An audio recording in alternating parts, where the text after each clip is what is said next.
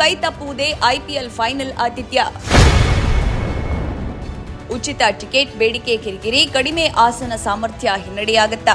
ಕಳೆದ ವರ್ಷದ ಕಾಲ್ತುಳಿತ ದುರಂತದ ನಂತರ ಐಪಿಎಲ್ ಹಾಗೂ ಅಂತಾರಾಷ್ಟ್ರೀಯ ಪಂದ್ಯಗಳ ಆತಿಥ್ಯದ ಅನಿಶ್ಚಿತತೆಯಲ್ಲಿದ್ದ ಕರ್ನಾಟಕ ರಾಜ್ಯ ಕ್ರಿಕೆಟ್ ಸಂಸ್ಥೆ ಕೆಎಸ್ಸಿಎ ಪ್ರತಿಷ್ಠಿತ ಎಂ ಚಿನ್ನಸ್ವಾಮಿ ಕ್ರೀಡಾಂಗಣದಲ್ಲಿ ಹಾಲಿ ಚಾಂಪಿಯನ್ ಆರ್ಸಿಬಿ ತಂಡದ ಐಪಿಎಲ್ 19ರ 5 ಲೀಗ್ ಪಂದ್ಯಗಳನ್ನು ಯಶಸ್ವಿಯಾಗಿ ಆಯೋಜಿಸಿದೆ.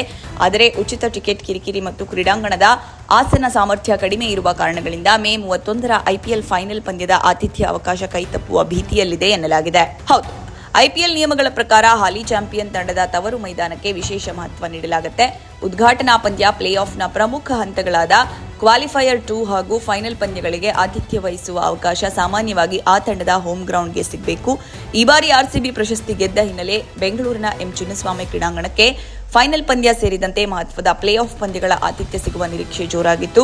ಆದರೆ ಪರಿಸ್ಥಿತಿ ಈಗ ಬೇರೆ ದಿಕ್ಕಿಗೆ ತಿರುಗುವಂತೆ ಕಾಣ್ತಾ ಇದೆ. ರಾಜ್ಯಗಳ ಚುನಾವಣೆಯ ಹಿನ್ನೆಲೆಯಲ್ಲಿ ಬಿಸಿಸಿಐ ಈ ಬಾರಿ ಐಪಿಎಲ್ ವೇಳಾಪಟ್ಟಿಯನ್ನು 2 ಹಂತಗಳಲ್ಲಿ ಪ್ರಕಟಿಸಿತ್ತು.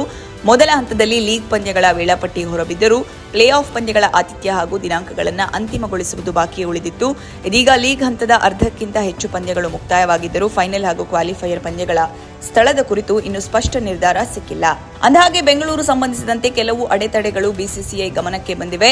ಕಳೆದ ವರ್ಷ ಚಿನ್ನಸ್ವಾಮಿ ಕ್ರೀಡಾಂಗಣದ ಬಳಿ ಸಂಭವಿಸಿದ್ದ ಕಾಲ್ತುಳಿತ ದುರಂತವು ದೊಡ್ಡ ಚರ್ಚೆಗೆ ಕಾರಣವಾಗಿತ್ತು.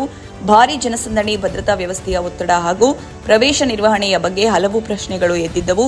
ಇದೇ ಕಾರಣದಿಂದ ಈ ಬಾರಿ ದೊಡ್ಡ ಮಟ್ಟದ ಪಂದ್ಯಗಳಿಗೆ ಹೆಚ್ಚಿನ ತಯಾರಿಕೆಗೆ ವಹಿಸಲಾಗಿತ್ತು. ಇದರ ಜೊತೆಗೆ ಚಿನ್ನಸ್ವಾಮಿ ಕ್ರೀಡಾಂಗಣದ ಆಸನ ಸಾಮರ್ಥ್ಯವು ಪ್ರಮುಖ ವಿಷಯವಾಗಿದೆ. ಈ ಎಲ್ಲಾ ಕಾರಣಗಳಿಂದಾಗಿ ಕ್ವಾಲಿಫೈಯರ್ 2 ಮತ್ತು ಫೈನಲ್ ಪಂದ್ಯಗಳಿಗೆ ಬದಲಿಗೆ ಕ್ವಾಲಿಫೈಯರ್ 1 ಹಾಗೂ ಎಲಿಮಿನೇಟರ್ 2 ಮತ್ತು ಫೈನಲ್ ಪಂದ್ಯಗಳ ಬದಲಿಗೆ ಕ್ವಾಲಿಫೈಯರ್ 1 ಹಾಗೂ ಎಲಿಮಿನೇಟರ್ ಪಂದ್ಯಗಳ ಆತಿಥ್ಯವನ್ನ ಮಾತ್ರ ಬೆಂಗಳೂರಿಗೆ ನೀಡುವ ಬಗ್ಗೆ ಬಿಸಿಸಿಐ ಚಿಂತನೆ ನಡೆಸಿದೆ ಎಂದು ಹಲವು ಮೂಲಗಳು ತಿಳಿಸಿವೆ. ಅಂದರೆ ಪ್ರಶಸ್ತಿ ಸುತ್ತಿನ ಅಂತಿಮ ಪಂದ್ಯ ಉದ್ಯಾನ ನಗರಿಯಿಂದ ಕೈತಪ್ಪುವ ಸಾಧ್ಯತೆ ಹೆಚ್ಚಿದೆ. ಅದೇ ರೀತಿ 19ನೇ ಆವೃತ್ತಿಯ ಐಪಿಎಲ್ನಲ್ಲಿ ಈಗಾಗಲೇ ಅರ್ಧದಷ್ಟು ಲೀಗ್ ಪಂದ್ಯಗಳು ಮುಗಿದಿದ್ದರೂ ಫೈನಲ್ ಪಂದ್ಯ ಎಲ್ಲೆಲ್ಲಿ ನಡೆಯಲಿದೆ ಎಂಬ ಪ್ರಶ್ನೆಗೆ ಕರ್ನಾಟಕ ರಾಜ್ಯ ಕ್ರಿಕೆಟ್ ಸಂಸ್ಥೆ ಕೆಎಸ್ಸಿಎಯಲ್ಲಿಯೂ ಇನ್ನೂ ಸ್ಪಷ್ಟ ಉತ್ತರ ಸಿಕ್ಕಿಲ್ಲ. ಗುಜರಾತ್ ವಿರುದ್ಧದ ಪಂದ್ಯದ ಮೊದಲ ಕೆಎಸ್ಸಿಎ ಪದಾಧಿಕಾರಿಯೊಬ್ಬರು ಇನ್ನೂ ಪ್ಲೇ ಆಫ್ ಪಂದ್ಯಗಳು ಇವೆ, ಫೈನಲ್ ಪಂದ್ಯ ಬೆಂಗಳೂರಿಗೆ ಬರಬಹುದು ಎಂದು ಹೇಳಿದ್ದು ಫೈನಲ್ ಆತಿಥ್ಯದ ಬಗ್ಗೆ ಅನಿಶ್ಚಿತತೆಯ ಸುಳಿವು ಎಂದೇ ವಿಶ್ಲೇಷಿಸಲಾಗ್ತಾ ಇದೆ. ಆದರೆ ಇದರ ನಡುವೆ ಆರ್ಸಿಬಿ ತಂಡದ ತವರಿನ 7 ಲೀಗ್ ಪಂದ್ಯಗಳ ಪೈಕಿ 5 ಪಂದ್ಯಗಳು ಮಾತ್ರ ಚಿನ್ನಸ್ವಾಮಿ ಕ್ರೀಡಾಂಗಣದಲ್ಲಿ ನಡೆದಿವೆ. ಉಳಿದಿರುವ 2 ಪಂದ್ಯಗಳನ್ನು ಛತ್ತೀಸ್ಗಢದ ರಾಯ್ಪುರದ ಶಹೀದ್ ವೀರ್ ನಾರಾಯಣ ಸಿಂಗ್ ಅಂತಾರಾಷ್ಟ್ರೀಯ ಕ್ರಿಕೆಟ್ ಕ್ರೀಡಾಂಗಣದಲ್ಲಿ ನಡೆಸಬೇಕಾಗಿದೆ. ಇದರಿಂದಲೇ ಈಗ 2 ಪಂದ್ಯಗಳ ಆತಿಥ್ಯವನ್ನ ಕೆಎಸ್ಸಿಎ ಕಳೆದುಕೊಂಡಂತಾಗಿದೆ.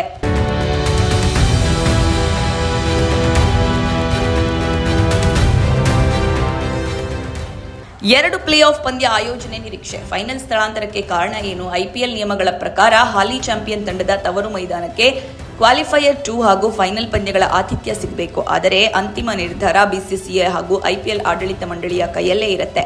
ಕೇವಲ ನಿಯಮದ ಆಧಾರದಲ್ಲಿ ಮಾತ್ರವಲ್ಲ, ಪ್ಲೇ ಆಫ್ಗೆ ತೇರ್ಗಡೆಯಾಗುವ ತಂಡಗಳ ಸ್ಥಿತಿ, ಪ್ರೇಕ್ಷಕರ ಸೌಲಭ್ಯ, ವಿಮಾನ ಸಂಪರ್ಕ, ನಗರ ಮೂಲಸೌಕರ್ಯ, ಭದ್ರತೆ ಹಾಗೂ ಲಾಜಿಸ್ಟಿಕ್ಸ್ ವ್ಯವಸ್ಥೆಗಳು, ಈ ಎಲ್ಲ ಅಂಶಗಳನ್ನು ಸ್ಥಳ ನಿರ್ಧರಿಸುವ ಮೊದಲು ಪರಿಗಣಿಸಲಾಗುತ್ತೆ.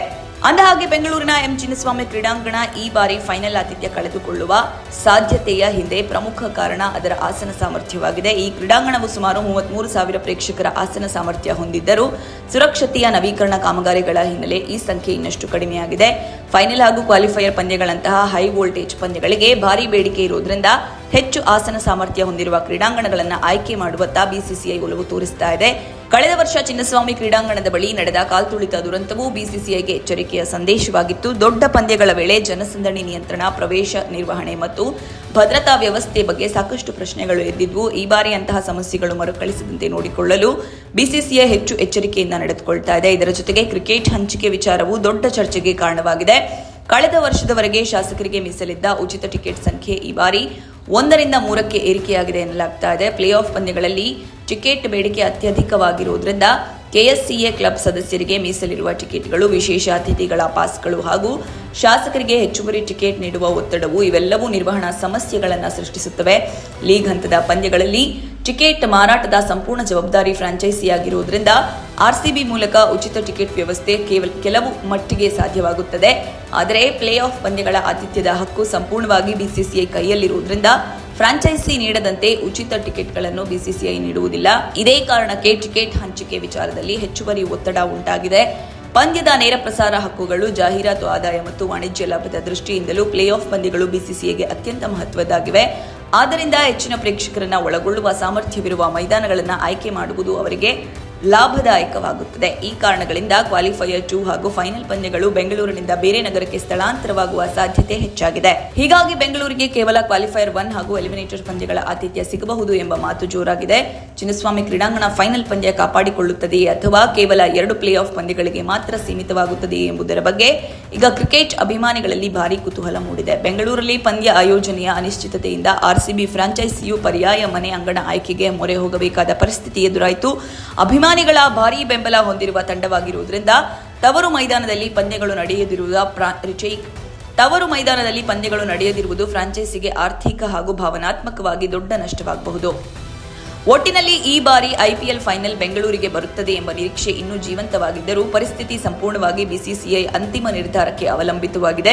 ಭದ್ರತೆ, ಆಸನ ಸಾಮರ್ಥ್ಯ, ಆಡಳಿತಾತ್ಮಕ ಒತ್ತಡ ಹಾಗೂ ರಾಜಕೀಯ ಪರಿಸ್ಥಿತಿಗಳ ನಡುವೆ ಚಿನ್ನಸ್ವಾಮಿ ಕ್ರೀಡಾಂಗಣ ಫೈನಲ್ ಆತಿಥ್ಯ ಕಾಪಾಡಿಕೊಳ್ಳುತ್ತದೆಯೇ ಅಥವಾ ಕೇವಲ ಪ್ಲೇ ಆಫ್ ಪಂದ್ಯಗಳಿಗೆ ಮಾತ್ರ ಸೀಮಿತವಾಗುತ್ತದೆಯೇ ಎಂಬುದನ್ನು ಕಾದು ನೋಡಬೇಕಾಗಿದೆ.